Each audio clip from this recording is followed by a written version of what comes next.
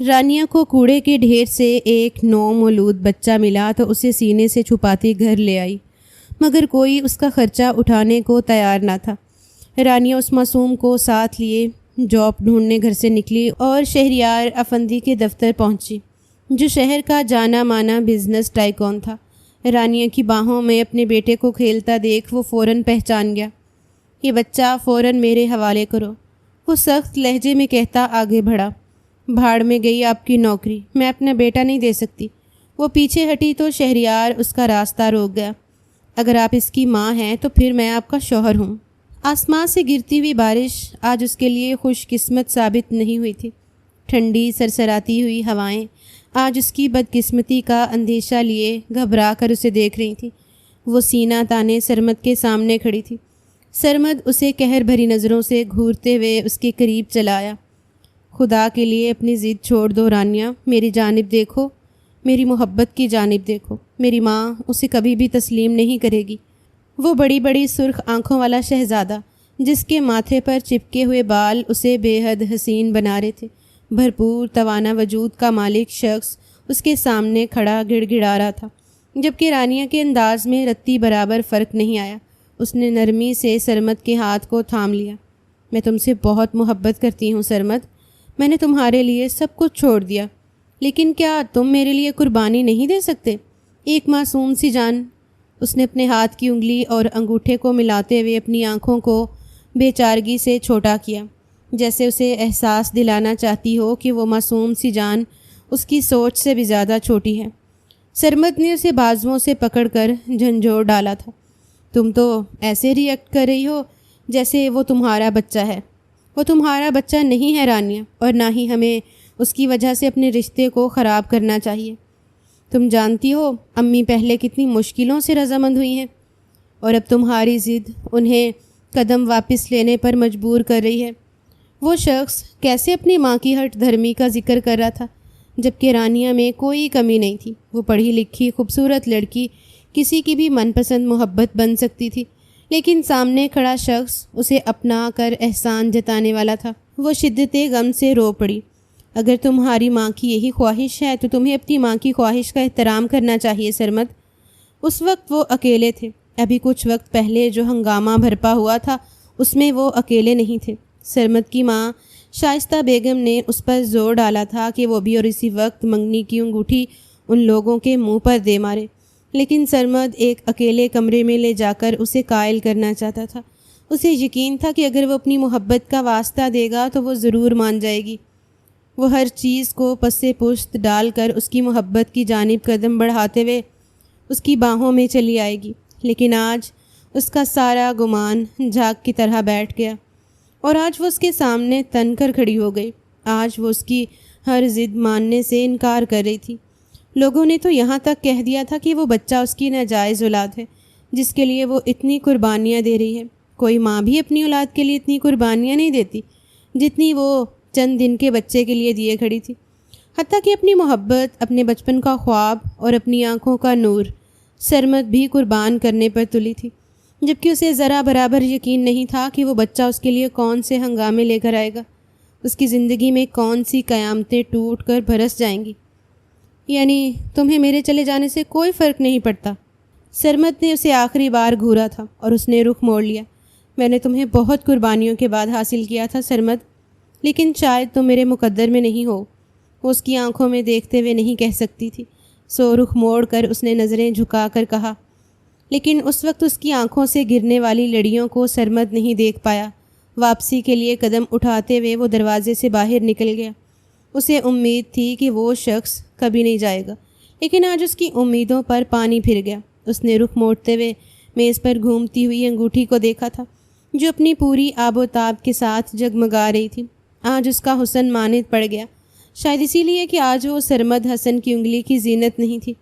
دل سے بنایا ہوا تھا تعلق ختم ہو گیا، صرف ایک معصوم سی جان کی وجہ سے جو بالکل بے ضرر اور معصوم تھی۔ وہ قدم اٹھاتے ہوئے بیڈ کے قریب چلی آئی اور نرمی سے اسے اٹھا کر اپنی آنکھوں کے سامنے کر لیا۔ وہ خسمساتا ہوا وجود اپنی چھوٹی چھوٹی آنکھیں کھول کر اسے دیکھ رہا تھا۔ خوبصورت گلابی وجود جس کے روئی جیسے گالوں پر بوسہ دیتے ہوئے اس نے اذیت سے آنکھوں کو موند لیا۔ کبھی کبھی دل کی نرمی بھی وبال جان بن جاتی ہے۔ یہ محبت کے ایسے رشتوں کو جنم دیتی ہے جو ہمارے وہم و گمان میں بھی نہیں ہوتے، اور پھر ان رشتوں کا بھرم پالتے پالتے کب ہماری زندگی دلدل میں پھنس جاتی ہے ہمیں اندازہ نہیں ہوتا۔ تو اب مشکلات ہمیں اس قدر گھیر لیتی ہیں کہ نہ ہی ہم واپس پلٹ سکتے ہیں اور نہ ہی آگے بڑھ سکتے ہیں۔ کسی کو بھی یقین نہیں تھا کہ وہ یہ منگنی توڑ دے گی۔ اس نے منگنی توڑ دی اور کمرے میں وہ ساری آوازیں گونج رہی تھیں جس میں اس کی پھوپھو کی آواز تھی جو اپنے بھائی کی اولاد پر برس رہی تھی، جو چیختے ہوئے اسے بد کردار کہہ رہی تھیں۔ اس کی بھابھیوں کے نشتر تھے جنہیں اب اسے ساری عمر برداشت کرنا تھا، اور اس کے بھائی تو ہنگامہ بھرپا کر دینے والے تھے۔ اس ساری خاموشی کا شکار کھڑی اس کی ماں نے بے چارگی سے ان سب کی باتیں سنی جیسے اس کے پاس کوئی جواب نہ ہو۔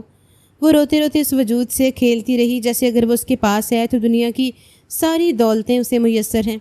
اسے کچھ نہیں چاہیے تھا، سرمد حسن بھی نہیں۔ باپ کی وفات کے بعد جیسے جیسے بھائیوں کی شادیاں ہوتی گئیں وہ لوگ اپنی اپنی زندگی میں مست ہوتے چلے گئے۔ بابا کے چلے جانے کے بعد اس کی زندگی بالکل بوریت کا شکار ہو چکی تھی۔ تنہائی نے اسے ہر طرف سے گھیر لیا تھا۔ اس کی ماں ایک ایسی اذیت کا شکار تھی جو ناقابل بیان تھا، اور اس وقت اس کی زندگی میں ٹھنڈی ہوا کے جھونکے کی طرح سرمد نے انٹری دی۔ وہ بیرون ملک سے آیا تھا، تعلیم حاصل کرنے کے بعد پاکستان آیا اور اسے دیکھتے ہی خاندان کی ساری لڑکیوں کو چھوڑ کر اس پر بری طرح فریفتہ ہو گیا۔ لیکن شائستہ پھپھو کو ذرا برابر منظور نہیں تھا کہ وہ اسے اپنے سرمد کی بیوی بنا کر لے جاتی، اور وجہ تھی ان کی بیٹی سارہ جو ایک عرصے تک رانیہ کے بھائی ریحان کو پسند کر کے آئی تھی۔ لیکن عین وقت پر ریحان نے اس رشتے سے انکار کرتے ہوئے اپنی پسند کی لڑکی کا انتخاب کر لیا۔ سو وہ کیسے برداشت کر سکتی تھی کہ جس گھر میں ان کی بیٹی دلہن بن کر نہیں جا پائی اس گھر میں وہ لڑکی آ کر راج کرے۔ لیکن بیٹے کے ہاتھوں انہیں مجبور ہونا پڑا اور وہ اس دروازے تک چلی آئیں۔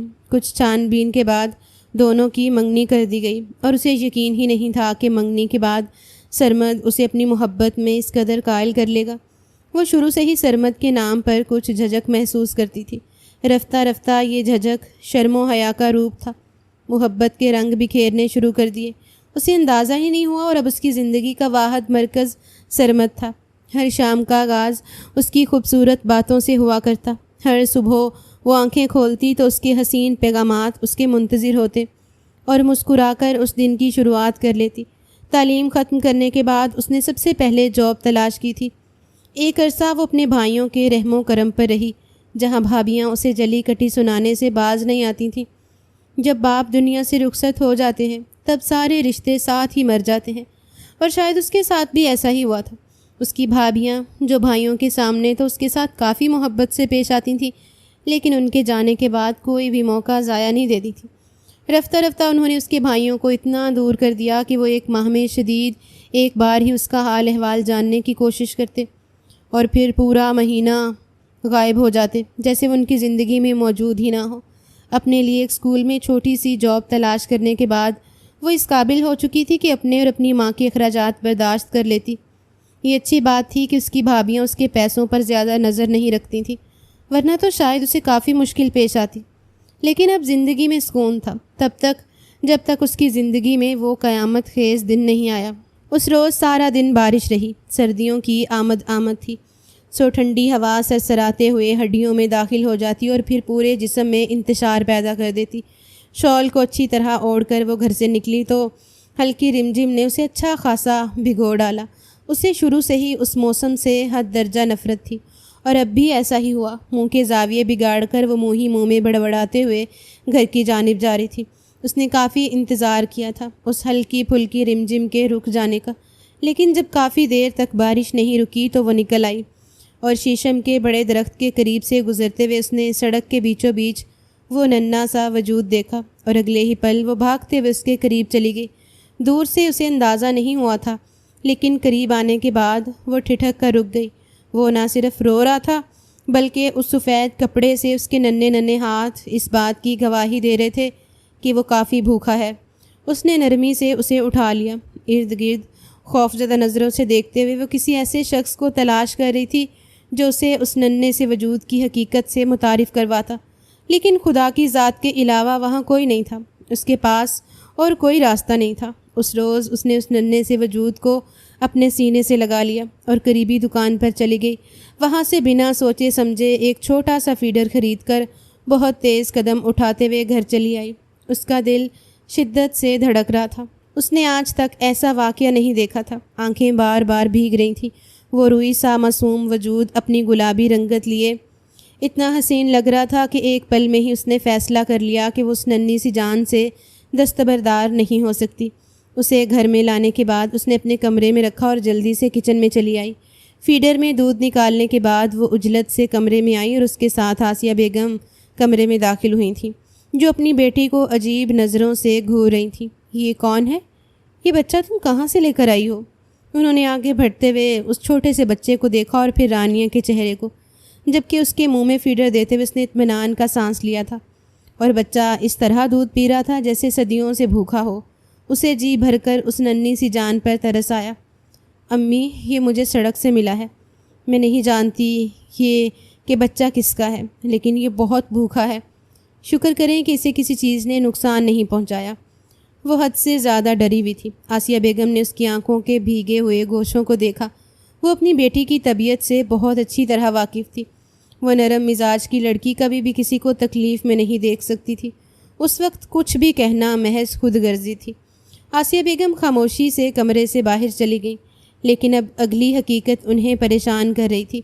وہ نہیں جانتی تھی کہ یہ بچہ کس کا ہے۔ شام تک اس کی بھابھیوں تک خبر پہنچی اور پھر آہستہ آہستہ پورے گاؤں میں خبر پھیلتی چلی گئی، لیکن سب سے عجیب بات یہ تھی کہ 2 دن گزرنے کے بعد بھی کوئی ان کے دروازے پر نہیں آیا، اور نہ ہی کسی نے مطالبہ کیا کہ یہ بچہ ان کا ہے۔ اس بات سے اسے اندازہ ہو چکا تھا کہ یہ بچہ جان بوجھ کر یہاں پھینکوایا گیا ہے۔ یہ کسی قسم کا اغوا کا کیس نہیں نکلتا۔ 1-2 جوڑوں نے درخواست کی تھی کہ وہ ایک عرصے سے بے اولادی کا شکار ہیں، لہٰذا یہ بچہ انہیں سونپ دیا جائے، لیکن وہ کسی کے ہاتھ میں بھی یہ معصوم سا پھول دے کر اس کی زندگی داؤ پر نہیں لگا سکتی تھی۔ اس نے سوچ لیا تھا کہ وہ خود اس بچے کی پرورش کرے گی۔ اس نے حد سے زیادہ اس کا خیال رکھنا شروع کر دیا۔ وہ ہر وقت اس کے قریب رہتی۔ اسے یوں محسوس ہوتا تھا کہ وہ اگر پل بھر کے لیے بھی دور جائے گی تو شاید وہ بچہ ایک بار پھر اکیلا ہو جائے۔ بچے کی طبیعت کافی خراب تھی۔ اس کے پاس جتنے بھی پیسے تھے وہ اسے ہسپتال لے گئی اور ڈاکٹر سے چیک اپ کروایا۔ تفصیلی چیک اپ کے بعد معلوم ہوا کہ یہ دودھ اس کے لیے بہتر نہیں ہے، لہٰذا زیادہ بہتر ہوگا کہ وہ لیکٹوجن کا استعمال کرے یا پھر ماں کا دودھ۔ ڈاکٹر اسے اس کی ماں سمجھتے ہوئے سمجھا رہا تھا، اور وہ خفت زدہ نظروں سے ڈاکٹر کو دیکھتے ہوئے سر جھکا گئی۔ پہلی بار یہ احساس شدت سے اسے گھیرنے لگا تھا کہ وہ اس کی ماں ہے۔ عورت چاہے عمر کے جس حصے میں بھی ہو، ممتا کا احساس اسے گھیر لیتا ہے، اور اس وقت اسے بھی ممتا کے احساس نے گھیر لیا تھا۔ اس کے ماتھے پر ایک نرم سا بھوسا دیتے ہوئے وہ گھر لوٹ آئی، اور گھر آتے ہی اس کی بڑی بھابھی حمیرہ اس پر برس پڑی تھی۔ آخر تم کیوں ہمارے سر پر اس کا بوجھ ڈالنا چاہتی ہو؟ تم جانتی بھی ہو کہ تمہاری جاب چلے جانے سے تمہیں کتنا نقصان ہوا ہے۔ انہیں شاید اس بات کی فکر تھی کہ اب جاب چھوڑنے کے بعد وہ اس بچے کی ذمہ داری کے ساتھ اس کے شوہر کے سر پر مسلط ہو جائے گی، جبکہ وہ تیکھی نظروں سے بھابھی کو دیکھتے ہوئے قدم اٹھا کر کمرے کی جانب جانے لگی۔ اس نے کوئی جواب نہیں دیا تھا، اور یہی بات حمیرہ کو غصہ دلانے کے لیے کافی تھی۔ اس نے آگے بڑھتے ہوئے شدت سے اس کا چہرہ تھام لیا۔ کیا تم گونگی ہو گئی ہو یا بہری، جو تمہیں میری بات سنائی نہیں دی؟ آج کے بعد میری بات نظر انداز کرنے کی کوشش بھی مت کرنا۔ اس کی جو چھوٹی بھابھی نورین اس وقت دروازے کے ساتھ ٹیک لگائے محفوظ ہوتی نظروں سے یہ منظر دیکھ رہی تھی، اس نے تیزی سے ہاتھ بڑھاتے ہوئے ان کی کلائی کو تھام لیا۔ خبردار، اگر آج کے بعد مجھ پر ہاتھ اٹھانے کی کوشش کی تو میں سب کچھ بھائی کو بتا دوں گی، اور رہی بات اس بچے کی تو جہاں میں رہوں گی یہ بھی وہیں رہے گا، کیونکہ یہ میرا بیٹا ہے۔ آسیہ بیگم معاملے کو شانت کرتے ہوئے اسے وہاں سے لے کر گئی تھیں، لیکن وہ اپنی ضد پر اٹکی ہوئی تھی، اور حمیرہ نے رات اپنے شوہر کے گھر آنے پر وہ واویلا مچایا کہ المان، اس نے تو اپنے شوہر کو یہاں تک کہہ دیا تھا کہ تمہاری بہن نے اس بچے کی وجہ سے مجھ پر ہاتھ اٹھایا ہے۔ میں تو بس اسے سمجھا رہی تھی کہ کنواری لڑکی ہو، کل کو شادی ہو جائے گی تو تمہارا شوہر ہرگز یہ ذمہ داری نہیں اٹھائے گا۔ جبکہ اسے سرمد پر یقین تھا۔ اس نے اس رات بھی سرمد سے اس بچے کا ذکر کیا تھا، اور سرمد نے خاموشی اختیار کر لی تھی، یعنی اسے کوئی اعتراض نہیں تھا۔ تو پھر گھر والے اتنا ڈرامہ کیوں بنا رہے تھے؟ وہ بھائی کے سامنے آ کر کھڑی ہو گئی۔ اس نے کہہ دیا کہ یہ میرا بیٹا ہے، میں اسے خود سے دور نہیں کروں گی۔ جبکہ اس کے بھائی عثمان نے کہہ دیا تھا کہ اس بچے کو ایدھی سینٹر یا کسی بھی ٹرسٹ کے حوالے کر دیا جائے۔ 1 ماہ ہونے کو آیا تھا اور اس 1 مہینے میں وہ اس بچے کے ساتھ حد سے زیادہ مانوس ہو چکی تھی۔ اس نے خود ہی اس کا نام ذوحان رکھ دیا۔ بھائی اب یہ سمجھیے کہ یہ میری اولاد ہے، یہ میرا بچہ ہے بھائی۔ وہ باضد تھی اور آسیہ بیگم تو اس کی ضد پر ہی ٹھٹک گئیں۔ کیسی شرمندگی کی بات ہے کہ ایک غیر بچے کے لیے وہ اپنوں کے سامنے ڈٹ گئی، حد ہے۔ ماں نے سمجھایا لیکن وہ ضد پر اٹکی رہی اور آخرکار وہی ہوا جس کا ڈر تھا۔ شائستہ پھپھو اس روز گھر آ کر ٹوٹ پڑی تھی، ان کے ساتھ سرمد بھی تھا۔ یہ کیا ڈرامہ ہے عثمان؟ آخر یہ سب کیا ہو رہا ہے؟ اب میرا بیٹا کسی کی اولاد پالے گا جس کے بارے میں یہ بھی معلوم نہیں کہ وہ جائز بھی ہے یا نہیں؟ شائستہ ایسے ہی تھی، بے دھڑک، سب کچھ کہہ جانے والی، اور اس نے حیرت سے سرمد کا چہرہ دیکھا۔ وہ ننھا سا وجود اس کی نرم آغوش میں لپٹا ہوا اپنے ننھے ہاتھ پیر چلا رہا تھا۔ وہ سرمد کو اچھی طرح جانتی تھی، اسے صرف اس کی محبت کی ضرورت تھی اور کسی چیز کی بھی نہیں۔ اس نے شائستہ بیگم کو قائل کرنے کی کوشش کی تھی کہ وہ اس بچے کی ذمہ داری خود اٹھا لے گی، لیکن شائستہ بیگم نے وہ ہنگامہ کھڑا کیا کہ بات اس کے رشتے تک آ گئی۔ اسے کتنا یقین تھا سرمد پر، اور سرمد نے اپنی ماں کی بات مانتے ہوئے اس سے ہر تعلق ختم کر لیا۔ شاید وہ بھی اپنی جگہ درست تھا، کوئی بھی کسی کی اولاد کو نہیں پالتا، لیکن رانیہ سمجھتی تھی کہ وہ اس کی اولاد ہے۔ اس کے بھائی اور بھابیاں اس فیصلے سے اتنے دل برداشتہ ہوئے کہ انہوں نے کہہ دیا تھا کہ وہ ذرا برابر بھی اس بچے کی ذمہ داری نہیں اٹھائیں گے۔ اگر وہ چاہتی ہے کہ اس بچے کے اخراجات اٹھائیں تو اسے خود ہی نوکری تلاش کرنی پڑے گی۔ سرمد ترک تعلق کے بعد گھر میں اس کا رہنا دوبھر ہو چکا تھا۔ وہ ویسے بھی اس گھر سے نکل جانا چاہتی تھی، وہاں جہاں سکون کے 2 پل میسر ہوں۔ آسیہ بیگم تو رو رو کر بے حال تھیں۔ انہوں نے کتنا کہا تھا کہ وہ اپنی ضد چھوڑ دے، لیکن وہ اپنی ضد پر قائم رہی۔ امی، میں اسے پال رہی ہوں، میں اس سے بے پناہ محبت کرتی ہوں، اور ویسے بھی کسی بے ضرر سے معصوم وجود کے ساتھ کسی کو کیا نقصان ہو سکتا ہے؟ اور آسیہ بیگم ہمیشہ ہی اس کی ضد کے سامنے خاموش ہو جایا کرتی تھیں۔ وہ ایسی ہی تھی، ہر ایک کو خاموش کروا دینے والی۔ کچھ عرصہ تو اس نے بھائیوں کے رحم و کرم پر گزار کر دیکھا تھا۔ وہ اس کا کھانا تو پورا کر دیتے تھے، لیکن کبھی بھی ذوحان کی ضرورت کے لیے اسے 1 روپیہ بھی نہیں دیتے تھے، اور وہ 1 روپے کے لیے محتاج ہو گئی۔ اس نے اپنے لیے کوئی اچھی سی جاب ڈھونڈنے کا فیصلہ کیا۔ اس کا تجربہ زیادہ نہیں تھا، لہٰذا کوئی بھی اچھی کمپنی اسے قبول نہیں کر سکتی تھی، لیکن آخر کچھ عرصے کے بعد اس کی دوست نے اسے شہریار افندی کی کمپنی کے بارے میں بتایا، جن کو فیمیل ورکرز کی ضرورت تھی، اور اس رات وہ حد سے زیادہ خوش تھی۔ اگلی صبح ہی تیار ہو کر اس نے ذوحان کو آسیہ بیگم کے حوالے کیا اور انٹرویو دینے چلی گئی۔ شہریار افندی اپنے مینیجر کے ساتھ خود ہی انٹرویو لے رہا تھا۔ طرح طرح کی حسین و جمیل میک اپ زدہ چہرے دیکھ کر وہ کچھ مایوس سی ہو گئی، لیکن پھر بھی وہ خود اعتماد لڑکی تھی۔ اس کی خود اعتمادی میں بالکل فرق نہیں آیا۔ کچھ ہی دیر کے بعد اسے کمرے میں طلب کر لیا گیا۔ خود اعتمادی سے وہ کرسی پر ٹک کر بیٹھ گئی اور اپنے دونوں ہاتھوں کو ایک دوسرے کی انگلیوں میں پھنسا کر ٹیبل پر رکھ دیا۔ وہ اس وقت سامنے بیٹھے شہریار افندی کی آنکھوں میں دیکھ رہی تھی، اور یہ لڑکی اسے دیکھنے میں کافی دلچسپ لگی۔ یہاں آئی ہوئی کتنی ہی لڑکیاں صرف اپنے حسن کے جلوے بکھیر رہی تھیں، اور زیادہ تر تو اداؤں سے کام چلانے کی کوشش کر رہی تھیں، لیکن یہ پہلی لڑکی تھی جس نے اسے واقعی امپریس کیا تھا۔ اس کے کاغذات سے ہی اسے اندازہ ہوا تھا کہ اس کا تعلیمی سفر قابل تحسین ہے۔ اس نے فیصلہ کر لیا تھا کہ وہ اس لڑکی کو ہائر کرے گا۔ بنا کسی ایکسپیرینس کے یہ جاب حاصل کرنا رانیہ ذوالفقار کے لیے کسی بڑے اعزاز سے کم نہیں تھا۔ اس روز وہ بے پناہ خوش تھی، اور اسے یقین تھا کہ یہ سب کچھ اس نے ننھی سی جان کی وجہ سے حاصل کیا ہے۔ گھر آنے کے بعد اس نے سب سے پہلے آسیہ بیگم کو بتایا کہ اسے ایک بہت بڑی کمپنی میں جاب مل چکی ہے، اور یہ بات آسیہ بیگم کے لیے بھی کسی راحت سے کم نہیں تھی۔ اس کے بھائیوں نے حقیقت میں حیوانیت کا مظاہرہ کرتے ہوئے اس کا مکمل طور پر خرچ بند کر رکھا تھا۔ وہ نہیں چاہتے تھے کہ وہ کسی بھی طرح اس بچے کی ذمہ داری نبھائے۔ جاب کو غنیمت جانتے ہوئے اس نے اگلے دن ہی جوائن کر لیا۔ یہ اس کے لیے بہت بڑے اعزاز کی بات تھی کہ اتنی لڑکیوں میں سے اس کا سلیکشن ہوا، اور وہ جی جان سے محنت کر کے اس کمپنی میں اپنا نام بنانا چاہتی تھی۔ ذوحان کو اس نے ماں کے پاس ہی چھوڑ دیا۔ اب وہ اس کی اچھی خاصی پہچان رکھتا تھا اور اسے ہی اپنی ماں سمجھتا تھا، جبکہ دن گزرنے کے ساتھ ساتھ وہ اور بے پناہ خوبصورت ہوتا جا رہا تھا۔ اس کے ننھے نقوش اور اس کی سرخ و سفید رنگت کو دیکھتے ہوئے اسے اندازہ ہو جاتا کہ وہ کسی اچھے گھرانے کا لڑکا ہے۔ نہ جانے کیوں اس کے چھوٹے چھوٹے بھورے سلکی بال اسے اپنی جانب شدت سے متوجہ کرتے اور وہ اس کی چمکتی ہوئی آنکھوں میں دیکھتی رہ جاتی۔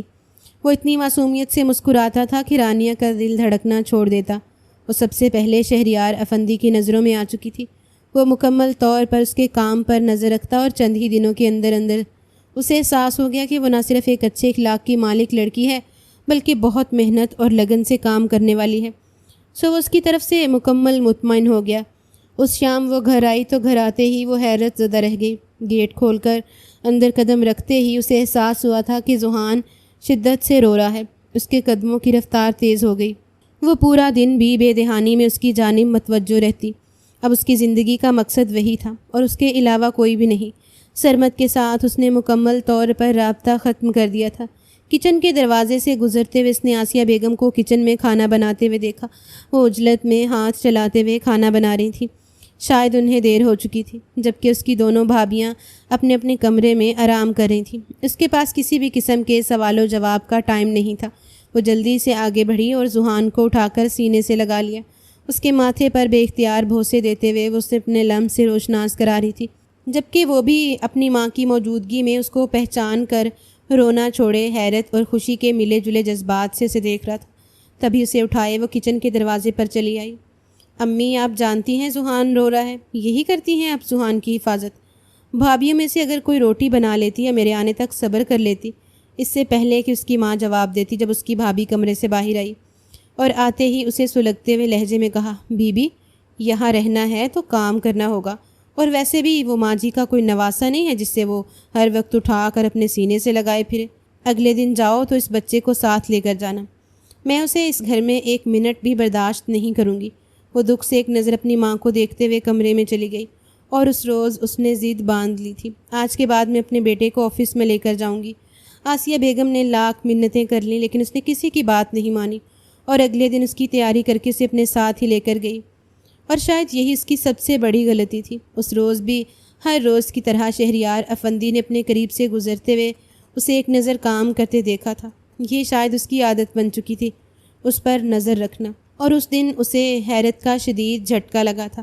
اس نے بیبی اسٹرالر میں کھیلتے ہوئے اس ننھے سے وجود کو دیکھا تھا، جبکہ وہ توجہ سے اپنے کام میں مشغول تھی۔ بس اسے سلام کرنے کے بعد دوبارہ سر جھکا گئی، جبکہ اس معصوم سے وجود نے شہریار افندی کی پوری توجہ کو اپنی جانب مبذول کر لیا۔ وہ بڑی بڑی نیلی آنکھیں رکھنے والا بچہ اس کے قدم مضبوطی سے جما چکا تھا۔ اس نے حیرت سے پلٹ کر اسے دیکھا اور پھر قدم بڑھاتے ہوئے اس کے قریب چلا گیا۔ نہ جانے کون سی کشش تھی جو اسے شدت سے اپنی جانب کھینچ رہی تھی۔ اس کے بھورے بال ماتھے پر بکھرے ہوئے تھے، جبکہ وہ خوبصورت وجود شاید اس کا بیٹا تھا۔ اس نے پلٹ کر رانیہ کی جانب دیکھا۔ مس رانیہ، کیا یہ آپ کا بیٹا ہے؟ اسے یوں محسوس ہوا جیسے اس کی آواز گہرائیوں سے آ رہی ہے، جبکہ اس کا دل شدت سے دھڑک رہا تھا، اور رانیہ اسے دیکھتے ہوئے مسکرا دی، جبکہ وہ پھول کے جیسا کھلتا ہوا گلاب اسے دیکھتے ہوئے مسکرا رہا تھا، جیسے اسے اپنی جانب مزید متوجہ کرنا چاہ رہا ہو۔ جی سر، یہ میرا بیٹا ہے، رانیہ نے آہستگی سے کہتے ہوئے نظروں کو جھکا لیا، اور وہ اندر چلا گیا۔ اس وقت اس کے دل کی حالت سے کوئی بھی واقف نہیں تھا۔ اس کا دھڑکتا ہوا دل بے قراری سے اپنے اندر تپش پیدا کر رہا تھا جو اس کے سارے وجود کو جھلسا رہی تھی۔ اس کا دل چاہ رہا تھا کہ وہ اس بچے کے قریب بیٹھ جائے اور اس کے نازک سے وجود کو اٹھاتے ہوئے اپنی باہوں میں لے لے۔ نہ جانے کیوں اسے وہ ہو بہو اپنے گمشدہ بچے کی طرح لگ رہا تھا، جسے کھو دینے کے بعد وہ اپنی زندگی کے مقصد کو بھی بھول بیٹھا تھا، اور اب خود کو کام میں مشغول کرنے کے بعد وہ کچھ اس قابل ہوا تھا کہ معاشرے کا سامنا کر پاتا۔ لیکن آج اس بچے نے نہ جانے کیوں سے شدت سے اپنی جانب متوجہ کیا تھا۔ آئے روز دن گزر رہے تھے اور وہ مکمل طور پر اپنی توجہ اس بچے کی جانب کرتا چلا جا رہا تھا۔ وہ ہر لباس میں بے حد حسین لگ رہا تھا۔ وہ آہستہ آہستہ نوٹ کرنے لگا کہ رانیہ حد سے زیادہ اس کے قریب رہتی ہے، اور اس روز اس نے وجاہت کو کال کرتے ہوئے آفس بلا لیا۔ اس وقت وہ دونوں آفس میں موجود تھے۔ آفس میں کسی کا بھی داخلہ ممنوع تھا۔ کیا مسئلہ ہے شہریار؟ تم اتنی ٹینشن میں کیوں ہو؟ وجاہت اس کے چہرے کو دیکھ رہا تھا، جبکہ اس کی نظریں شیشے کی دیوار کے باہر جمی ہوئی تھیں۔ جب وجاہت نے پلٹتے ہوئے دیکھا، کیا تم اس لڑکی کو دیکھ رہے ہو؟ اس نے مزید پوچھ لیا۔ نہیں، اس لڑکی کو نہیں دیکھ رہا، بلکہ اس کے ساتھ موجود اس چھوٹے سے بچے کو دیکھ رہا ہوں۔ کیا تمہیں اس کی آنکھیں سمارا کی طرح نہیں لگتی؟ اور وجاہت حیرت اور بے یقینی سے اسے دیکھتا رہا۔ یہ کیا کہہ رہے ہو تم؟ کسی اور کا بچہ سمارا کی طرح کیوں لگے گا؟ میرے خیال میں تم بہت زیادہ سوچ رہے ہو۔ وجاہت نے اسے اس طرح کی سوچوں سے باز رکھنا چاہا تھا، جبکہ وہ اٹھ کھڑا ہوا۔ یہ حقیقت ہے وجاہت، آج 15 دن ہو چکے ہیں اور میری نیند اور چین سب کھو چکا ہے۔ میں نہیں جانتا کیوں، لیکن وہ بچہ بہت کشش رکھتا ہے، مجھے بار بار اپنی جانب کھینچتا ہے۔ تم مانو یا نہ مانو وہ میرا بیٹا ہے۔ اور وجاہت اپنی کرسی سے اٹھ کھڑا ہوا تھا۔ تمہارا دماغ ٹھیک ہے شیری؟ کسی اور کے بچے کو تم اپنا نام دینا چاہتے ہو؟ آئی ایم سوری ٹو سے، لیکن بچہ سمارا کے ساتھ ہی انتقال کر چکا ہے اور تم اس بات سے اچھی طرح واقف ہو۔ وجاہت اسے سمجھاتے ہوئے وہاں سے چلا گیا، لیکن اس کے باوجود اس کا دل دھڑکنا نہیں چھوڑ رہا تھا، وہ بھی خاص طور پر اس بچے کے لیے۔ اور بالآخر اس نے رانیہ کو اپنے آفس میں بلا لیا۔ مس رانیہ، کیا میں آپ کے بچے کو دیکھ سکتا ہوں؟ اس نے ہاتھ بڑھائے تھے اور رانیہ کو حیرت ہوئی۔ اس نے ذوحان پر ہاتھ رکھتے ہوئے اسے اپنے سینے سے لگا لیا۔ لیکن کیوں سر؟ اس کا اپنا دل چھوٹی چھوٹی باتوں پر دھڑک اٹھتا تھا۔ اسے یوں محسوس ہوتا تھا جیسے ذوحان کو کوئی اس سے چھین لے گا، جسے اپنے قریب رکھنے کے لیے اس نے کیا کچھ جتن نہیں کیے۔ میں بس اسے محسوس کرنا چاہتا ہوں کچھ دیر کے لیے۔ اس نے ہاتھ بڑھایا اور رانیہ نے ذوحان کو اس کے ہاتھوں پر رکھ دیا۔ اسے قریب لے جا کر اس نے ذوحان کے ماتھے پر بوسہ دیا تھا۔ مجھے بتائیے مس رانیہ، کیا آپ کے ہسبینڈ کی آنکھیں ایسی ہیں؟ وہ اس وقت رانیہ کی آنکھوں میں دیکھ رہا تھا اور رانیہ نے بے اختیار ہی گردن جھکا لی۔ اس نے نفی میں سر ہلایا تھا۔ میں ان میریڈ ہوں۔ یہ جملہ بے اختیار ہی اس کے منہ سے نکل گیا، حالانکہ وہ ادا نہیں کرنا چاہتی تھی، اور پھر اس نے جلد ہی زبان دانتوں تلے دبا لی۔ کیا مطلب ہے آپ کا؟ آپ ان میریڈ ہیں تو یہ بچہ کس کا ہے؟ اور آپ کا کیا رشتہ ہے اس کے ساتھ؟ اس نے اسے دیکھتے ہوئے پوچھا۔ رانیہ نے آگے بڑھتے ہوئے بے اختیار ذوحان اس کے ہاتھوں سے لے لیا، جب رونے کی تیاری کرنے لگا تھا۔ یہ میرا بیٹا ہے، صرف میرا۔ وہ اسے لیتے ہوئے آفس سے باہر چلی گئی، جبکہ اس وقت رانیہ کی آنکھوں میں اسے ایک جنون نظر آ رہا تھا۔ وہ مزید پرتجسس ہو گیا۔ اگر رانیہ شادی شدہ نہیں تھی تو پھر یہ بچہ کہاں سے آیا تھا؟ ایک عجیب سے احساس نے اسے اپنی لپیٹ میں لے لیا۔ آج سے 2 سال پہلے اس نے بیرون ملک سے آئی ہوئی سمارا سے اپنی مرضی سے شادی کی تھی۔ وہ سمارا سے بے پناہ محبت کرتا تھا، اتنی کہ سمارا کے علاوہ اسے کوئی نظر ہی نہیں آتا تھا۔ سمارا کے ساتھ زندگی کی شروعات اتنی حسین تھی کہ وہ ساری دنیا کو فراموش کر گیا۔ اسے بچپن سے ہی کوئی رشتہ نصیب نہیں ہوا تھا۔ ماں باپ کا انتقال بچپن میں ہو گیا اور اس کے بعد اس کے دادا نے اس کی پرورش کی، اور سمارا سے شادی کرنا اس کی اپنی مرضی تھی۔ جمشید صاحب نے اس پر کوئی دباؤ نہیں ڈالا تھا۔ وہ نہیں چاہتے تھے کہ وہ اس کی خوشیوں میں رکاوٹ بنے۔ آہستہ آہستہ سمارا اور اس کے درمیان محبت بڑھنے لگی، لیکن ایک وقت ایسا بھی آیا جب سمارا اس سے غافل رہنے لگی، اور وہ وقت تھا جب اس کے پیٹ میں موجود ننھی سی جان نے اسے اپنی جانب متوجہ کیا۔ وہ بچہ پیدا نہیں کرنا چاہتی تھی۔ اس کا کہنا تھا کہ وہ بھی لائف انجوائے کرنا چاہتی ہے، جبکہ دوسری طرف وہ اس بات پر بازد تھا کہ یہ بچہ اسے اپنی جان سے زیادہ عزیز ہے۔ اسے بچوں سے کوئی خاص رغبت نہیں تھی، لیکن یہ بچہ اس کا اپنا تھا، اور سمارا اور اس کے درمیان اسی بات کو لے کر جھگڑے بڑھنے لگے۔ اسے محسوس ہونے لگا تھا جیسے سمارا کسی اور میں انٹرسٹڈ ہونے لگی ہے۔ وہ رات گئے تک باتیں کیا کرتی، اس کی جانب سے مکمل غافل ہو گئی، تب تک جب تک کہ اللہ نے اسے اولاد سے نہیں نوازا، اور اس رات سمارا بچے کو لے کر ہمیشہ کے لیے اس کی زندگی سے نکل گئی۔ نہ صرف وہ بچہ بلکہ اچھے خاصے زیورات اور رقم بھی لے کر گئی۔ کچھ ایسی چیزیں تھیں جب وہ پہلے ہی سمارا کے نام کر چکا تھا، لہٰذا اس کے پاس سوائے پچھتاوے کے کچھ بھی نہیں تھا، اور وہ نہیں چاہتا تھا کہ وہ بچہ سمارا کے پاس رہے۔ لہٰذا سمارا کو طلاق دینے کے بعد اس نے بچے کی کسٹڈی کے لیے کیس کر دیا۔ سمارا بھی عدت میں تھی۔ وہ مسلمان لڑکی تھی۔ بیرون ملک میں پرورش پانے کے باوجود وہ اسلام کو فالو کرتی تھی، اور ویسے بھی جس لڑکے کے ساتھ اس کے تعلقات تھے وہ بھی شاید مسلم گھرانے کا لڑکا تھا۔ اسے ابھی تک معلوم نہیں ہوا تھا کہ آخر وہ شخص کون ہے جس کے ساتھ اس کے نکاح میں ہوتے ہوئے وہ تعلقات میں رہی ہے۔ لیکن ایک روز کچھ ایسا ہوا جس نے اس کی دنیا ہی ہلا ڈالی۔ ایک شام اسے یہ نیوز سننے کو ملی کہ سمارا یوسف شہریار افندی کی ایکس وائف اپنے بیٹے کے ساتھ ہی کار ایکسیڈنٹ کا شکار ہو گئی ہیں، اور کار بری طرح جل کر خاکستر ہو گئی، جس میں اس کا چند دنوں کا بچہ بھی انتقال کر گیا، اور شہریار افندی پر قیامت ٹوٹ پڑی تھی۔ اس نے سوچ لیا تھا کہ وہ اپنے بیٹے کو واپس لے لے گا عدت کے دوران، اور اس کے بعد سمارا جس سے چاہے نکاح کر لے، لیکن یہ حادثہ اس کے لیے ناقابل یقین تھا۔ کتنے دن وہ اس حادثے سے باہر ہی نہیں نکل پایا۔ اگر سمارا کو مغافات عمل مل گیا تھا تو اس میں اس کی دنیا سے متعارف بھی نہیں ہوا تھا۔ اس نے بس ایک بار ہی اسے اپنے ہاتھوں میں اٹھا کر محبت دی تھی۔ وہ نیلی آنکھیں رکھتا تھا، بالکل سمارا جیسی، خوبصورت ہونٹ اور بالکل شہریار کی طرح ناک۔ پہلی بار اس بچے کو اپنے سینے سے لگانے کے بعد اسے شدت سے احساس ہوا تھا کہ وہ دنیا میں اس کے لیے سب سے قیمتی ہے، اور اس دوران اس کے بزنس پارٹنر اور بہت اچھے دوست وجاہت نے اسے خوب تسلی دی اور دلاسا بھی دیا۔ جتنے دنوں تک وہ آفس نہیں آ سکا یہ کام بھی اس کے بزنس پارٹنر نے سنبھال لیا، اور بالآخر اب آ کر وہ اس کنڈیشن سے باہر آیا تھا۔ لیکن ایک بار پھر ہاتھوں میں اس بچے کو دیکھ کر اس کے اندر موجود آگ کے شعلے بھڑک اٹھے تھے۔ نہ جانے کیوں اس کا دل کہتا تھا کہ اس بچے کے ساتھ اس کا قریبی اور گہرا رشتہ ہے، لیکن وہ نہیں جانتا تھا کہ آخر کیا۔ وہ یہ بھی نہیں جانتا تھا کہ یہ بچہ رانیہ کا ہے، تو وہ رانیہ سے کیسے بچہ لے سکتا ہے؟ اور بالآخر اس نے رانیہ کے متعلق ساری معلومات نکلوا لی۔ وہ یہ جان کر حیرت زدہ رہ گیا کہ رانیہ کے پاس موجود بچہ اس کا نہیں ہے، بلکہ وہ بچے اسے کہیں سے ملا ہے، جس کی پرورش کے لیے اس نے کافی قربانیاں دی ہیں۔ یہ بات بھی سچ تھی کہ اب وہ رانیہ کا بیٹا تھا، لیکن نہ جانے کیوں اسے لگتا تھا کہ یہی اس کا گمشدہ بچہ ہے۔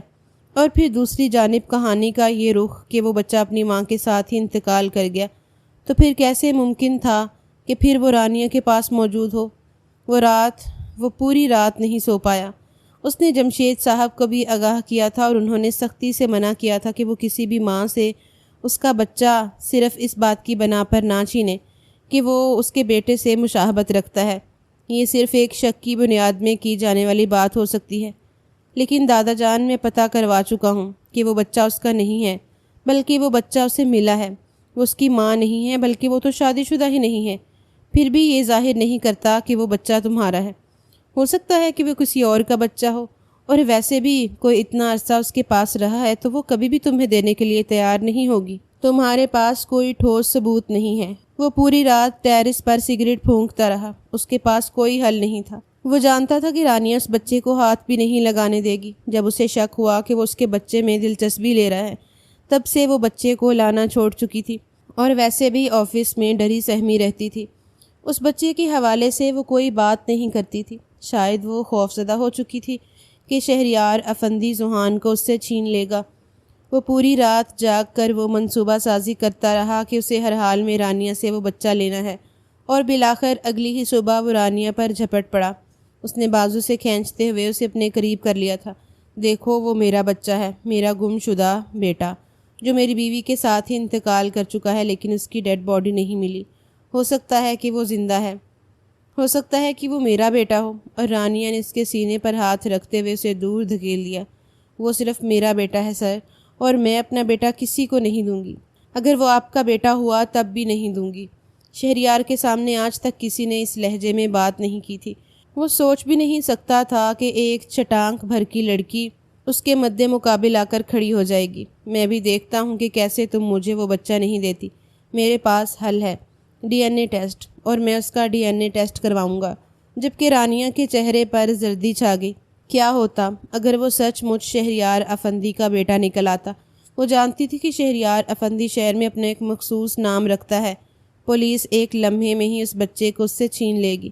جبکہ اس نے شہریار کا چہرہ دیکھتے ہوئے اٹل لہجے میں کہہ دیا، میں مر جاؤں گی اور اسے بھی مار دوں گی، لیکن میں وہ بچہ کسی کو نہیں دوں گی۔ وہ میرا بیٹا ہے۔ وہ شدت سے رو رہی تھی، اور اسے روتا ہوا دیکھ کر شہریار کے دل میں عجیب دکھ پھیلنے لگا، اور اسے دیکھتے ہی وہ فیصلہ کر چکا تھا۔ اگلی شام وہ دادا کے ساتھ اس کے کمرے میں موجود تھا۔ میں رانیہ سے نکاح کرنا چاہتا ہوں، اور اس بچے کو بھی اپنانا چاہتا ہوں، کسی بھی جھنجٹ میں پڑے بغیر۔ اس نے ایک سیدھا آرام دہ راستہ اختیار کیا تھا۔ رانیہ کے ساتھ صرف اس بچے کو اپنانے کے لیے وہ اس حد تک جانے کو تیار تھا کہ وہ رانیہ سے نکاح کر لے گا، اور پھر اسے یہاں لانے کے بعد وہ اس کے قریب رہ پائے گا۔ اس بچے کی جنگ اتنی خطرناک تھی کہ وہ دو لوگوں کو مد مقابل لا رہی تھی۔ جب رانیہ کو معلوم ہوا کہ شہریار افندی اس کے گھر رشتہ لے کر آیا ہے، تب اس نے صاف انکار کر دیا۔ اس نے کہہ دیا کہ وہ یہ رشتہ کبھی نہیں ہونے دے گی، لیکن اس کے بھائیوں کو یہ رشتہ ہر طرح سے معقول لگا تھا۔ ان کے لیے یہ بات کسی معجزے سے کم نہیں تھی کہ شہر کا جانا مانا بزنس مین ان کی بہن سے نکاح کرنا چاہتا تھا اور پھر اس بچے کو بھی اپنانا چاہتا تھا، اور بالآخر عثمان اس رشتے پر راضی ہو گیا۔ دونوں بھائیوں کی رضامندی کی وجہ سے انہوں نے اس رشتے کے لیے ہاں کہہ دی۔ رانیہ ابھی بھی خوفزدہ تھی۔ اس کا دل چاہتا تھا کہ وہ اس معصوم سی جان کو لے کر کہیں بھاگ جائے۔ اسے اس وقت بھی سرمد کی بے وفائی پر افسوس ہو رہا تھا۔ اس نے اپنے ہم سفر کے طور پر صرف سرمد کو سوچا تھا، اور اب ایک انجان شخص کے ساتھ رشتے میں منسلک ہونا اسے ناقابل برداشت لگ رہا تھا۔ اس کے دونوں بھائی عثمان اور ریحان ماں سے کہہ چکے تھے کہ 10 دنوں کے اندر اندر نکاح کرنا چاہتا ہے۔ نکاح کی تیاریاں ہونے لگیں اور اس نے آفس سے ریزائن کر دیا۔ وہ اس کشمکش کا شکار تھی کہ اگر بچہ چھیننے کے بعد شہریار نے اسے چھوڑ دیا تو وہ اسے گود میں لے کر ہر وقت اس کا چہرہ دیکھتی رہتی، جبکہ وہ مسکراتے ہوئے اسے اپنی جانب متوجہ کرتا رہتا۔ تم میرے بیٹے ہو، میں نے تمہیں پالا ہے، میں تمہیں کبھی نہیں کھو سکتی۔ اسے اٹھاتے ہوئے آہستگی سے اس کے ماتھے پر لب رکھ کر اس نے سینے میں بھینچ لیا۔ بالآخر وہ حسین شام بھی آ چکی تھی جب وہ شہریار کے نام کا سنگار کیے اس کی منتظر تھی۔ کچھ ہی دیر کے بعد نکاح کی تقریب ہوئی اور چند ہی لوگوں کو انوائٹ کیا گیا تھا۔ سب لوگوں کی موجودگی میں اس نے شہریار افندی کے نکاح نامے پر سائن کر دیے۔ آج اس کا بیٹا بھی حد سے زیادہ خوبصورت لگ رہا تھا، اور نکاح ہونے کے بعد سب سے پہلے شہریار نے اس بچے کو اٹھایا تھا۔ اسے اٹھاتے ہی اس نے سینے سے لگا لیا اور وہ اسے دیکھتی رہی، یعنی اسے صرف اس بچے میں انٹرسٹ تھا۔ اپنی آنے والی زندگی کے بارے میں سوچ کر وہ عجیب اندیشے کا شکار تھی۔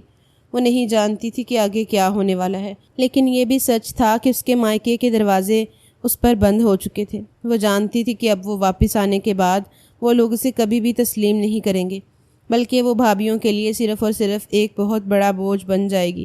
اب اس گھر میں ہی اسے اپنی زندگی گزارنی تھی۔ شہریار کے کمرے میں آتے ہی ملازمہ اسے سہارا دے کر بیڈ پر بٹھانے لگی۔ جب اس نے ملازمہ کی جانب دیکھتے ہوئے کہا تھا، مجھے ذوحان لا کر دے دیں، میرا بچہ اس وقت سو جاتا ہے، اور ملازمہ نے پلٹتے ہوئے اسے بتایا کہ وہ تو شہریار صاحب کے ساتھ ہے اور وہ اسے گاڑی میں اٹھا کر کہیں باہر لے گئے ہیں۔ وہ حیرت زدہ رہ گئی۔ آخر ایسا کیسے ہو سکتا تھا کہ شہریار اسے بنا بتائے ذوحان کو لے کر باہر چلا گیا؟ اس کی جان حلق تک آ گئی، اور تبھی اس کے موبائل پر کال آئی تھی، ایک انجان نمبر سے۔ اس نے کال اٹینڈ کرتے ہوئے موبائل کان سے لگا لیا۔ ہیلو شہریار، کیا یہ آپ ہیں؟ آپ ذوحان کو لے کر کہاں چلے گئے ہیں؟ اسے لگا یہ شہریار کا نمبر ہوگا جو اسے اطلاع دینا چاہتا ہوگا، جبکہ دوسری جانب مکمل خاموشی چھائی ہوئی تھی، اور پھر ایک گہری سرگوشی ابھری جو اسے ساکت کرنے میں کامیاب ہو گئی۔ اس بچے کو لے کر شہریار کی زندگی سے دور نکل جاؤ، اتنا دور کہ وہ تمہاری خوشبو بھی محسوس نہ کر پائے، ورنہ شاید تم اس بچے کو ہمیشہ کے لیے کھو دو گی۔ اور وہ ہیلو ہیلو کرتی رہی، جبکہ دوسری جانب سے کال منقطع کر دی گئی۔ صرف ایک بات، اور اس ایک بات نے اسے زلزلے کی زد میں لا کر کھڑا کر دیا۔ وہ شدت سے رو پڑی۔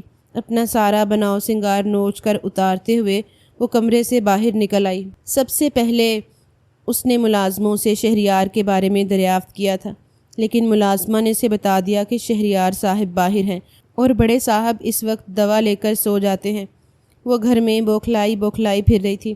اس کا دل شدت سے کانپ رہا تھا۔ اگر اس کے بچے کو کچھ ہو جاتا تو نہ جانے کیا ہو جاتا، اور یہ تقریباً رات کے 12 بجے کا وقت تھا جب وہ داخلی دروازے سے اندر داخل ہوا، اور وہ بھاگتے ہوئے اس کے سامنے جا کر کھڑی ہو گئی۔ ذوحان اس کے ہاتھوں میں سو چکا تھا۔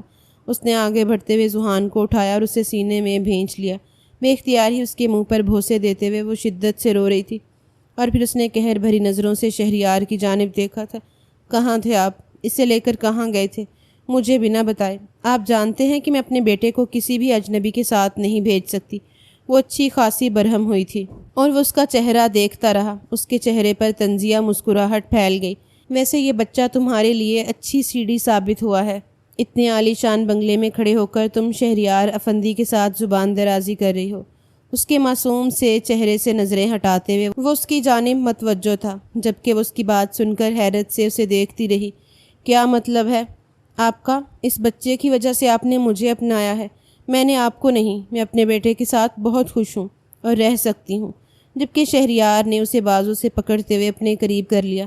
اس وقت تو ان دونوں کے چہرے ایک دوسرے کے بے حد قریب تھے۔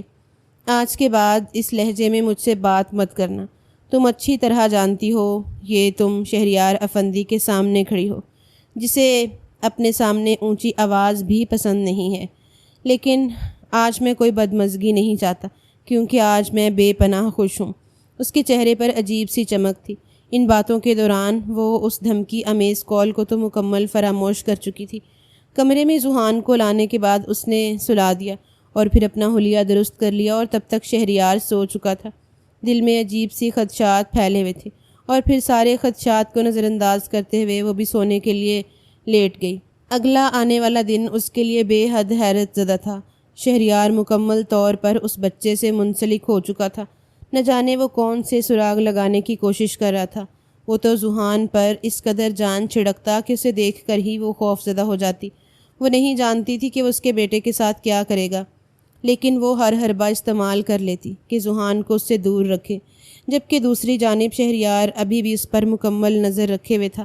نہ جانے کیوں اس کے دل میں یہ بات وہن کی طرح بیٹھ گئی کہ شاید وہ بچے کو سیڑھی بنا کر اس تک آئی ہے، حالانکہ اس نے شہریار پر کوئی توجہ نہیں دی اور نہ ہی اس رشتے کو بنیاد بنا کر اس کے قریب آنے کی کوشش کی تھی۔ اس کے معصوم سے حسن اور اس کی چنچل سی ہنسی شہریار کو اپنی جانب متوجہ کرتی تھی، لیکن وہ سمارا کو فراموش نہیں کر پا رہا تھا۔ سمارا کے دیے ہوئے دھوکے نے اسے اندر سے ہلا کر رکھ دیا تھا، اور اب اپنے بیٹے کو ڈھونڈ لینے کے بعد وہ اس بات کی تہہ تک پہنچنا چاہتا تھا کہ آخر یہ سب کچھ ہوا کیسے۔ اس رات اس میں سب سے پہلے لے جا کر اپنے بیٹے کے ساتھ اپنا DNA ٹیسٹ کروایا تھا، اور وہ یہ دیکھ کر شاکڈ رہ گیا کہ ذوحان اسی کا بیٹا تھا، اور یہ بات اس کے لیے کسی معجزے سے کم نہیں تھی۔ ذوحان کو پہلی نظر دیکھتے ہی اسے اندازہ ہو چکا تھا کہ وہ اس کے بیٹے کی طرح لگتا ہے، اور اب تو اسے مکمل یقین تھا کہ وہ اسی کا بیٹا ہے، جبکہ دوسری جانب ابھی بھی اسے کبھی کبھار دھمکی امیز میسیجز موصول ہوتے۔ 15-20 دن گزر چکے تھے اس گھر میں آئے ہوئے، اور جمشید صاحب کے ساتھ اس کی اچھی انڈرسٹینڈنگ بن گئی تھی۔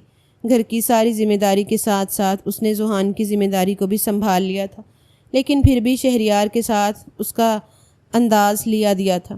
اس روز شہریار میٹنگ کے سلسلے میں گھر سے باہر تھا، جب اچانک ہی ذوحان کی طبیعت خراب ہو گئی اور وہ ڈرائیور کے ساتھ جمشید صاحب کو اطلاع کرتے ہوئے ہاسپٹل چلی گئی۔ اسے پیٹ درد کی وجہ سے چین نہیں آ رہا تھا، اور وہ ایک بار ڈاکٹر کو دکھانا چاہتی تھی، اور شاید یہی اس کی سب سے بڑی غلطی تھی جب آدھے راستے میں ہی اسے ٹریپ کر لیا گیا۔ اس نے ذوحان کو اپنے سینے میں چھپانے کی کوشش کی تھی، لیکن اس شخص نے آگے بڑھتے ہوئے اسے ذوحان چھین لیا اور کھینچتے اسے اپنی گاڑی میں ڈال دیا۔ ڈرائیور نے اسی وقت شہریار کو اطلاع دی تھی۔ حیرت انگیز طور پر انہوں نے ڈرائیور کو کوئی نقصان نہیں پہنچایا تھا۔ شاید ان کا ہدف اس کی بیوی اور اس کا بچہ تھے۔ ایک ویران سے فارم ہاؤس میں لا کر اسے اس کمرے میں ڈال دیا گیا۔ وہ شخص خود کو ماسک سے چھپائے ہوئے تھے۔ میں نے تمہیں کہا بھی تھا کہ اس بچے کو لے کر یہاں سے ہمیشہ کے لیے چلی جاؤ۔ اب جو کچھ ہوگا اس کی ذمہ دار تم خود ہوگی۔ اس بچے کا شہریار کی زندگی میں واپس آنا تمہاری زندگی میں بربادی لائے گا۔ وہ گھراتے ہوئے کمرے سے باہر چلا گیا، اور وہ مسلسل روتے ہوئے مدد کے لیے پکارتی رہی۔ ذوحان کا بھوک کی وجہ سے برا حال تھا۔ وہ لوگ اس قدر وحشی درندے تھے کہ اسے پینے کے لیے دودھ کا گھونٹ تک نہیں دیا، جبکہ اپنے بیٹے کو تکلیف میں دیکھ کر وہ بے بسی سے رو رہی تھی۔ اس کا دل شدت سے شہریار کو پکار رہا تھا، جبکہ دوسری طرف شہریار نے پولیس کو آگاہ کرنے کے بعد ناکہ بندی لگوا دی تھی۔ وہ پاگلوں کی طرح ڈھونڈ رہا تھا۔ ایک بار اپنے بیٹے کو کھونے کے بعد اب وہ اسے دوبارہ نہیں کھو سکتا تھا۔ وہ تو خود رازداری سے اس معاملے کی تحقیق میں تھا، لیکن مقابل نے کچھ زیادہ ہی جلدی دکھائی۔ اس ویران سے فارم ہاؤس میں بیٹھے بیٹھے اسے نہ جانے کتنی دیر ہو گئی۔ وہ اپنے بیٹے کو سینے سے لگائے اسے سلانے کی کوشش کر رہی تھی، جو اب بھوک سے نڈال تھک کر سونے لگا تھا۔ اس کی حالت دیکھ کر اس کا دل شدت سے کٹا جا رہا تھا۔ آخر کیا ضرورت تھی اسے شہریار کی زندگی میں آنے کی، جو اس کے بچے کے لیے بھی خطرہ بن گیا۔ وہ روتے ہوئے یہی سوچ رہی تھی جب اسے فارم ہاؤس کے باہر فائرنگ ہوتی ہوئی سنائی دی، اور پھر فارم ہاؤس کے اندر ہی اس بچے کو جلدی سے اٹھاتے ہوئے وہ واش روم میں بند ہو گئی۔ دروازہ اچھی طرح بند کر لیا۔ اس کے لیے اپنی جان عزیز نہیں تھی، لیکن یہ بچہ اس کے لیے سب سے زیادہ ضروری تھا۔ وہ ذوحان کو نقصان نہیں پہنچانا چاہتی تھی۔ وہ چاہتی تھی کہ اپنی جان پر کھیل کر بھی اس کی حفاظت کرے۔ گاڑی کا نمبر CCTV کیمرے کی وجہ سے نکلوا لیا گیا، اور پھر اسے ٹریس کرنے کے بعد یہی جگہ ملی تھی۔ شہریار اب یہاں پر موجود تھا۔ اس کا دل شدت خوف سے پھٹا جا رہا تھا۔ وہ صرف اور صرف اپنی بیوی اور بچے کو بازیاب کروانا چاہتا تھا۔ وہ جانتا تھا کہ وہ معصوم سی لڑکی کہ آخر وہ اس بچے کی ماں ہے اور اس کے ساتھ حد سے زیادہ لگاؤ رکھتی ہے۔ دوسری جانب سے گارڈز کی طرف سے بھی فائرنگ کی گئی، لیکن پولیس مکمل اسلحے کے ساتھ یہاں موجود تھی، لہٰذا جلد ہی ان لوگوں کو پکڑنے میں کامیاب ہو گئی۔ ان لوگوں کا سر خونا بھاگ چکا تھا۔ اسے ابھی بھی اندازہ نہیں تھا کہ آخر وہ کون ہے جو یوں چپکے سے اس کے ساتھ دشمنی نبھا رہا ہے۔ وہ بےتابی سے بھاگتے ہوئے اس کمرے میں داخل ہوا اور بری طرح سے آواز دے رہا تھا۔ جب وہ کانپتے ہوئے وجود کو گھسیٹ کر واش روم سے باہر آئی اور شہریار نے دوڑتے ہوئے اسے اپنے سینے سے لگا لیا تھا، ذوحان کو بے تحاشا چومتے ہوئے وہ ان دونوں کے مل جانے پر شکر گزار تھا۔ تم دونوں ٹھیک ہو؟ کچھ ہوا تو نہیں؟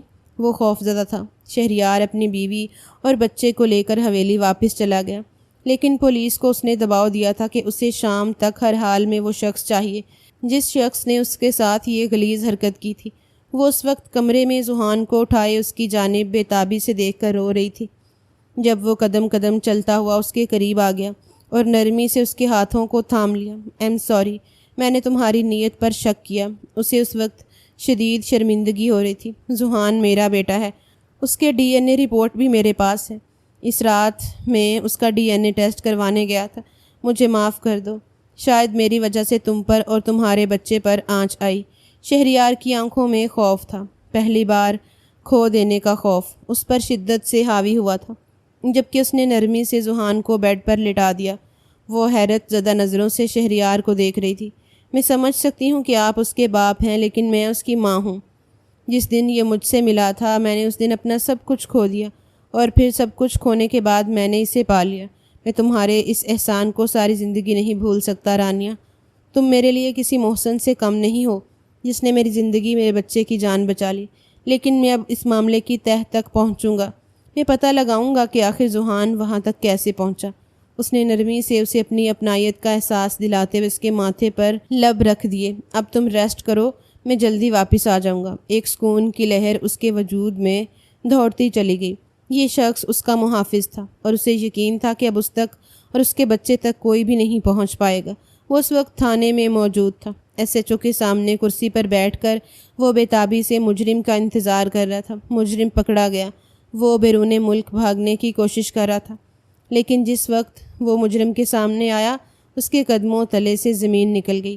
وہ سوچ بھی نہیں سکتا تھا کہ اس کی پیٹھ پیچھے اتنا بڑا خنجر کھونپ سکتے ہیں۔ وہ حیرت زدہ نظروں سے وجاہت کو دیکھ رہا تھا۔ آخر تم نے یہ سب کچھ کیوں کیا؟ اس کی آواز گہرائی سے آ رہی تھی۔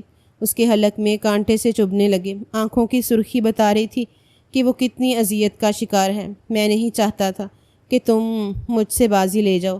میں سارا بزنس اپنے نام کرنا چاہتا تھا، تبھی میں نے تمہاری زندگی سے سمارا کا خاتمہ کیا، اور اس کے بعد اس کے ساتھ وہ حادثہ پیش آیا، لیکن بدقسمتی سے اس سے پہلے ہی بھنک لگ گئی اور وہ بچے کو بچانے میں کامیاب ہو گئی۔ اس نے ہی اس بچے کو پھینک دیا تاکہ وہ کسی کے ہاتھ لگ جائے اور مرنے سے محفوظ رہے، لیکن میں نے اسے اس کے انجام تک پہنچا دیا۔ اس نے تمہارے ہوتے ہوئے مجھ سے مراسم پیدا کر لیے۔ میں نے اس لڑکی پر بھی دباؤ ڈالنا شروع کیا تھا، لیکن یہ میرے ہاتھ نہیں آئی اور اس نے وہ سب کچھ کر دیا جو اسے نہیں کرنا چاہیے تھا۔ تو مجھے معاف کر سکتے ہو؟ شہریار، تمہارا بچہ تمہارے پاس صحیح سلامت پہنچ چکا ہے۔ پلیز اسے میری پہلی اور آخری غلطی سمجھ لو۔ جبکہ اس نے وجاہت کا گریبان تھامتے ہوئے اس کے منہ پر در پہ در مکے رسید کیے تھے۔ پولیس اہلکار نے اسے جلدی سے پکڑتے ہوئے اسے دور کر دیا۔ تو تم ہو وہ شخص جو میری زندگی میں آج تک زہر گھولتا آیا ہے۔ میں سوچ بھی نہیں سکتا تھا کہ تم دوست ہو کر اتنی دشمنی پر اتر آؤ گے۔ اگر تم میرے بیٹے کے صدقے مجھ سے کچھ مانگ لیتے میں تمہیں دے دیتا۔ سوچو کیا ہو جاتا اگر وہ مجھے ساری عمر نہیں مل پاتا۔ یہ تو میرے لیے خدا کا معجزہ تھا کہ خدا نے اسے مجھے لوٹا دیا۔ وجاہت کے خلاف اس نے کیس کر دیا تھا اور سوچا تھا کہ وہ خود اس کیس کی پیروی کرے گا، اور وہ اسے جلدی جلدی رہائی دلوانے والا نہیں تھا، اور نہ ہی وہ اسے کبھی معاف کر سکتا تھا۔ واپسی کا سفر عجیب سی الجھنوں میں لپٹا ہوا تھا، لیکن اسے یقین تھا کہ اس کے ساتھ موجود لڑکی کبھی بھی اسے دھوکہ نہیں دے گی۔ وہ اگر ایک انجان بچے کی خاطر اپنا سب کچھ داؤ پر لگا سکتی ہے تو ایک مضبوط رشتے کے لیے کیا کر جائے۔ وہ اطمینان زدہ تھا۔ اسے یقین تھا کہ اس کا بیٹا اس کے لیے خوش قسمتی کی علامت ہے جو اس کی زندگی میں رانیہ کو لے کر آیا تھا۔ اور رانیہ کے ساتھ اس کی زندگی کتنی حسین ہونے والی تھی، اس کا اندازہ اسے ہو چکا تھا۔